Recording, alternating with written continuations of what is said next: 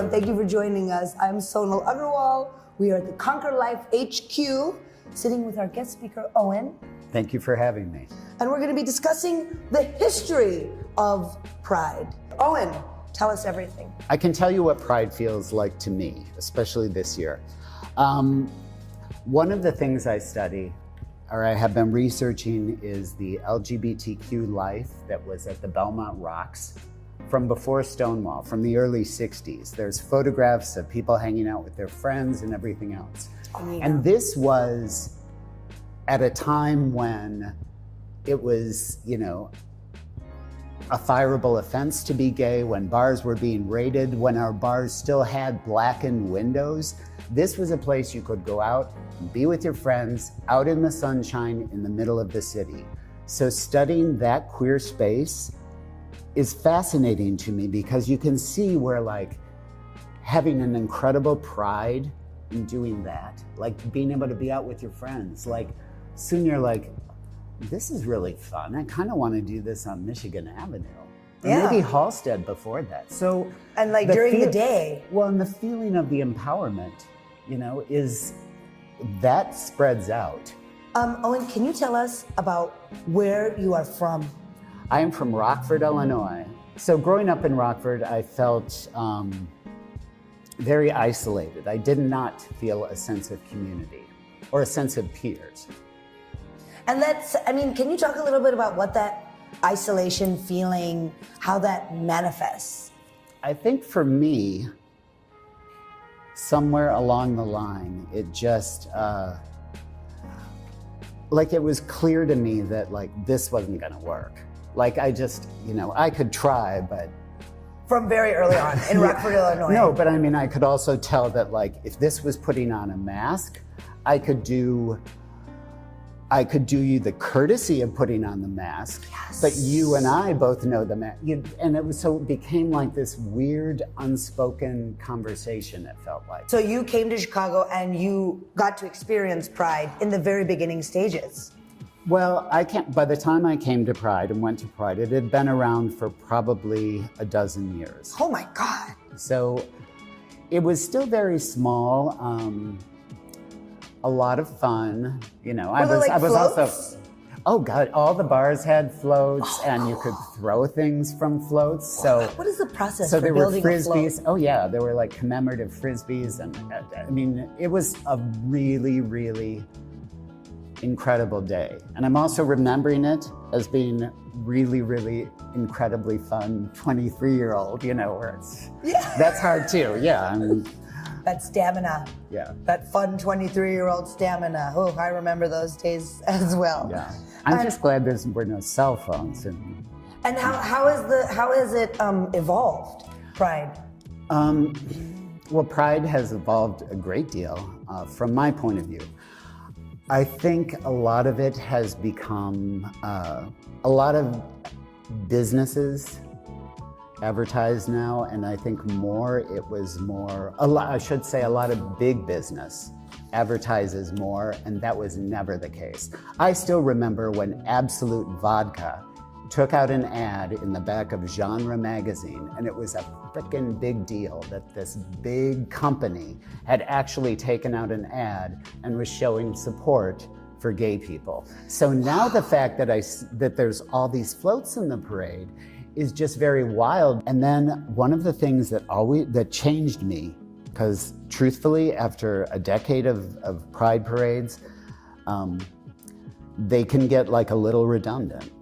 And they're a lot of fun, but one of the things that happens when you go to enough is that cynical side of me started coming out. So I started seeing politicians who didn't support us but still came to Pride, and get the photo. For the photo op, yeah, and other things like that. And the thing that stopped me dead in my tracks in that line of thinking was I looked through the Pride parade in a break on the floats, and there was this, I say kid, but he was probably 16 or 17, but that's a kid. From the look in his eyes, I knew exactly, I just felt like I knew exactly where he was mentally. He was seeing the world open up, and I was just like, Owen, get over yourself. Pride is not about you. It's not about the people who come every year. That's who this parade is for. You know, one of the things I want to do with writing history is, oh yeah, we need to introduce that. A lot of times what happened is, with coming to Chicago and getting involved and, getting out in the community and seeing all the fun going on and everything else, is that it happened kind of right before AIDS took hold here in Chicago. And what's the timeline on that? The heyday of I'm the thinking AIDS? like 85. Okay. 85 was when things in Chicago sort of started to, be more cautious. Such traumatic stuff was happening all around, but it was like being portrayed by the media, sensationalized by the media. Oh yeah. It was being not spoken by Reagan, who was sitting in office for 5 years before he mentioned it. It was not helped that his legislation and administration cut funding to public health, to public counseling, to other health resources. So being gay in that time, we had to rely as a community on ourselves. Nobody was going to get us out of this, and we banded together. The lesbian community came out, the trans community came out, the bi community came out, the allies came out, the gay community came out. It was a horrible time, but the sense of community that you saw was absolutely it was beautiful. The thing I hate about this is so many of these people that were lost, so much of this world that was lost is being reduced to statistics. These people died of AIDS. What in my history I want to show is that these lives were a lot more than that. These people this culture was more than just one of loss. These were real people who did fun things, and there was a whole world here that you may have learned about, but you probably didn't, because a lot of people died and a lot of mentors aren't around. A lot of things that they were interested in aren't things. I mean, I know very few people from this time period who dreamed of getting married one day. Whoa. I mean, they didn't see heterosexual marriage as all that freedom or equality or an incredible archetype to that's what we want to emulate. I mean, I think a lot of people had different visions. I mean, I don't know a lot of people who wanted to be in the army either. I mean, that was, I hate to say it, but truthfully, if I would have made a list of the things that I would really like being gay, being in the army, being married, and having children were not big on the list. No, sir. And I don't mean that in a bad way. I just mean that that's not what people were fighting for, in my opinion. And I mean, going to the army, I feel like But then similar, people wanted the decision to be able to do that. and feeling connected to something bigger than themselves. And I think part of this that's important too is I think there was a change in our community when we stopped being autonomous and started being seen as a demographic.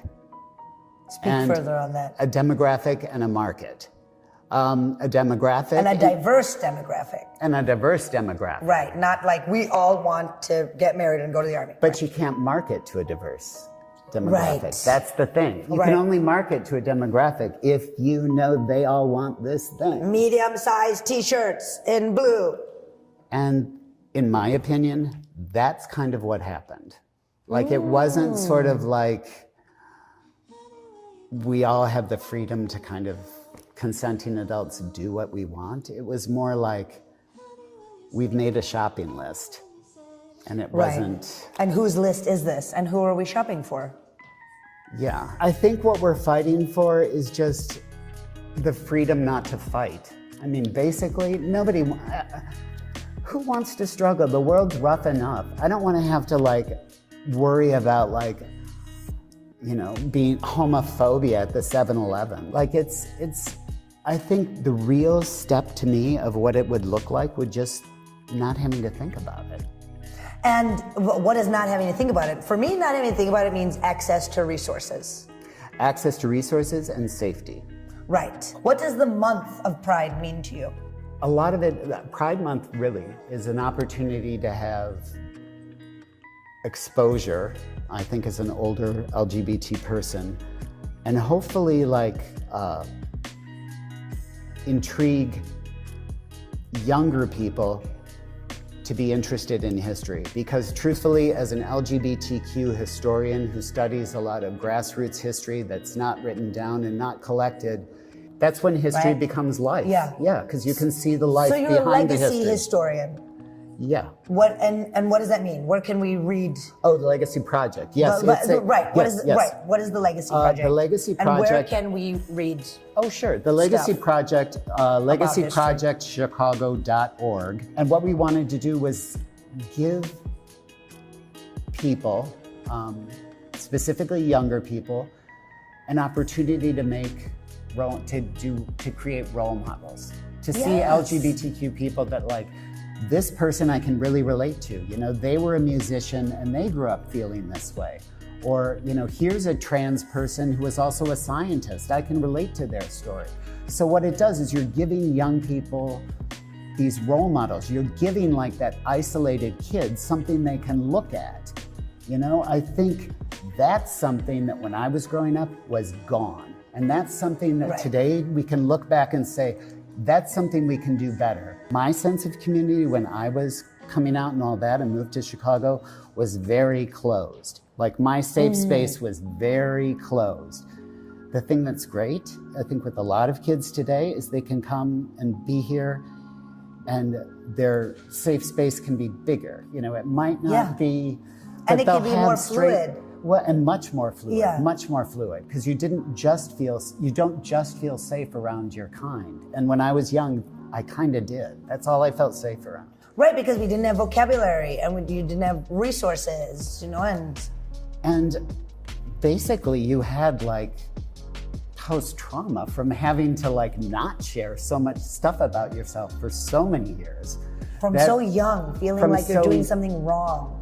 From so young that chances are, when I did it, I would either not share anything or overshare. There was no sort of, education on how people share themselves, because you didn't. You know, it was, when I describe the isolation, I mean, it was, Yeah, and to remember that isolation is a process, is part of the process also that so many of us go through. Oh, so with creating role models, that's an attempt to sort of maybe give younger people something to look at. Tricone, the South Asian collective, there's a South Asian group of gay Cs and gay Rabs and Gaysians, and I guess they've been around for a long time, you were telling me. Yes. I didn't realize, and that was my first experience of people of color, and specifically South Asians that were gay and bi and all sorts of sexualities. And I mean, these are some of the most beautiful people I feel like I've ever seen in my life. And the dancing was just so phenomenal. I mean, Bollywood is so incredibly gay, and the violence is beautiful and so bling and sparkly, and you know, the violence against women in all over the world, and the feminine. I think the attack on the feminine is very much related to the attack on gayness. Oh, yeah. Yeah, I think anytime you sort of step away from the patriarchy and be like, shut up, guys. Or just not even that, just this really doesn't work for me. Not even anything aggressive like that. Yeah, it's she's a witch. Yeah, it doesn't even have to be attacking. It can just be not accepting. Well, we're getting stronger with every attack. That is true, and that's something too that that galvanized the LGBTQ community. Is we've always been our strongest through any sort of adversity. Yeah. It's amazing how adaptable and how resilient. We know how to circle the wagons. How can people in general, and how can the LGBTQIA community look out for their mental health? And what are things that you have done?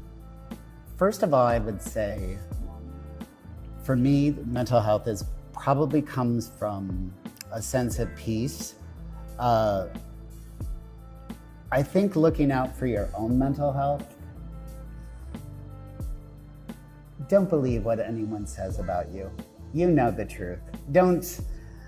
There's so many people willing to give an opinion about who you are and how you should live and who you should be. When I'm in my head and like I'm just getting depressed or whatever, it's usually it's too much up here. If I do something really simple, like something that gives back in some way, that tends to take it away. Make it not just about you. Make it about something bigger. And that's what Pride Month is about. It's making about something bigger. It's making it about your community. Amazing.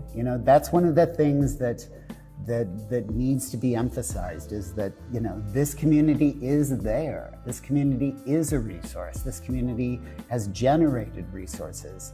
So if I could go back and say something to the young man that I saw across the parade during Pride, it would probably be just to keep his eyes open, remember this moment, and know that this community is here, and that it's here for him, and that it's going to be here for people after him and people after that. And that sense of security and that continuum is, for me, what Pride's all about. Thank you so much. Oh, Owen. sure, thank you. So I did find an app that was more specific to like having a group chat and like organized. And so I invited a couple moms to that I had connected with either in person and then like they became moms at the same time, or just through Instagram, like seeing people I was following that I kind of knew and I saw that they were pregnant and invited them to it. And I think any new mom will tell you that fourth trimester, the first 3 months after having your baby, like that's when you feel like you need the most like community and support.